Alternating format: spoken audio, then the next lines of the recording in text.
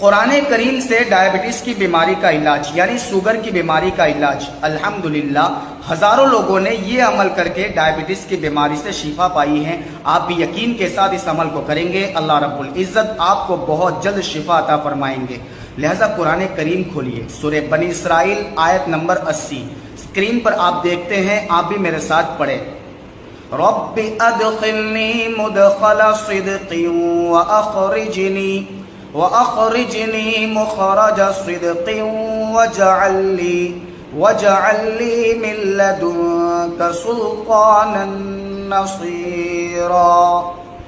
روزانہ 3 مرتبہ اس آیت کریمہ کو پڑھے، پانی پر دم کرے۔